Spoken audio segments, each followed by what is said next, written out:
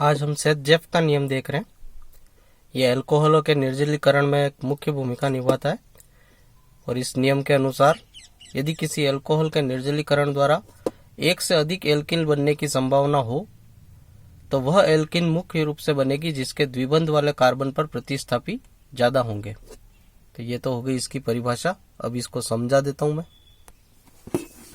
मान लीजिए हमारे पास कोई अल्कोहल है CH3 CH2 CH। यहाँ पे मैं अल्कोहल के हिसाब से OH लगा देता हूँ। तो 1 2 3 और ये हो गया, यहाँ पे CH3 कर देता हूँ। ठीक है, तो ये हमारे पास कोई अल्कोहल है। अब इस अल्कोहल का निर्जलीकरण करना है। निर्जलीकरण करने के लिए हमारे पास दो तरीके हैं। गर्म करें, सांद्र H2SO4 के साथ भी गर्म कर सकते हैं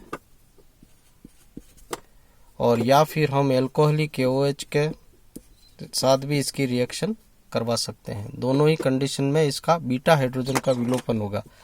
अब बीटा हाइड्रोजन आप देख लीजिए, बीटा हाइड्रोजन क्या होता है।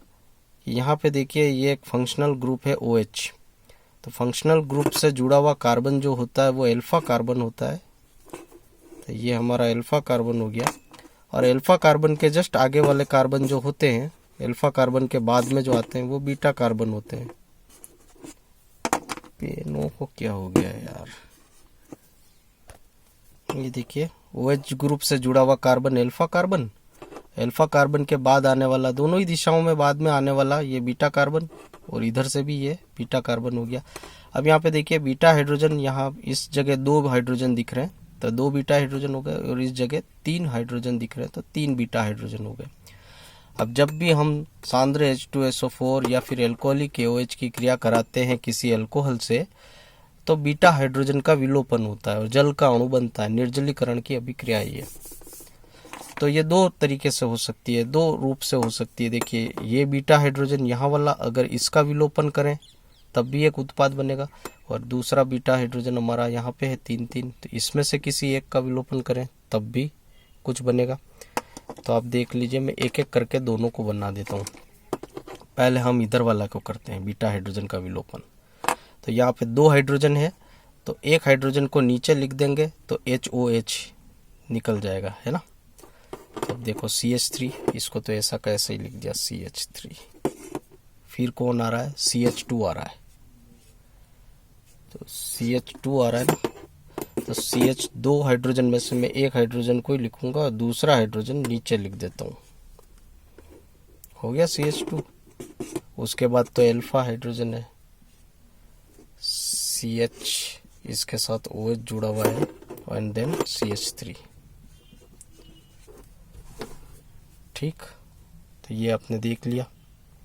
साथ में यदि इधर वाला बीटा हाइड्रोजन का विलोपन हो तब भी रिएक्शन होगी। CH3 CH2 CHOH, इतना तो ऐसा का ऐसा ही लिख दो, CH3 CH2 CHOH और साथ में अब ये बीटा कार्बन वाला CH3। तो CH3 लिखने की जगह एक कम लिख दो, एक हाइड्रोजन कम लिख के हाइड्रोजन यहाँ नीचे लिख दिया। ठीक है, अब आप देखिए पहले वाले में भी ये जल का अणु यहाँ बनेगा, दूसरे वाले में भी निर्जलीकरण होगा, जल बाहर निकल जाएगा। तो अब मैं यहाँ पे डायरेक्ट ही निकाल देता हूँ। ये मैंने यहाँ पे भी निकाल दिया, आप भी इसको डायरेक्ट ही याद रखेंगे। दोनों ही जगह से मैंने जल निकाल दिया और जहाँ जहाँ से जल निकाला था देखिए, एक अल्फा और बीटा, हमेशा ये अल्फा और बीटा के बीच में डबल बॉन्ड आता है। तो यहाँ अल्फा बीटा के बीच में डबल बॉन्ड आ जाएगा। ये यहाँ पे देखो OH यहाँ था तो ये अल्फा और बीटा के बीच में डबल बॉन्ड आ गया। ठीक है, तो हमारे पास 2 उत्पाद बने। अब सेथ-जेफ का नियम कहता है कि वह एल्किन मुख्य रूप से बनेगी जिसके द्विबंध वाले कार्बन पर प्रतिस्थापी ज्यादा हो। तो ये हमारे द्विबंध वाले कार्बन है और इस पे प्रतिस्थापी देख लो, इधर एल्किल, ये एल्किल प्रतिस्थापी 1 2 है ना, और जबकि इधर देखेंगे तो ये एक ही है, तो ये कम बनेगा। ठीक है, तो ये मुख्य रूप से बनेगी, ये 80% बनेगी, ये 20% बनेगी। और अगर किसी को ये समझ में नहीं आवे कि ये द्विबंध वाले कार्बन पे ज़्यादा प्रतिस्थापी होंगे और वो एल्किन बनेगी, तो अगर समझ में नहीं आ रहा है आपको, तो आप इसको दूसरी तरीके से भी देख सकते हो। आप डबल बॉन्ड को देखो, और डबल बॉन्ड पे जिसके हाइड्रोजन कम होंगे वो ज़्यादा बनेगा। तो देखिए डबल बॉन्ड पे यहाँ पे 1 और 2 हाइड्रोजन, ये यहाँ पे डबल बॉन्ड देखो, तो 1 2 3, यहाँ पे 3 हाइड्रोजन है, ज़्यादा है तो ये कम बनेगा। यहाँ पे कम है हाइड्रोजन तो ये ज़्यादा बनेगा। उल्टा, हाइड्रोजन कम तो इस एल्किन की मात्रा ज़्यादा, 80%। हाइड्रोजन ज़्यादा तो एल्किन की मात्रा कम। ठीक है, तो ये होता है सेतजेफ का नियम। ठीक है, धन्यवाद।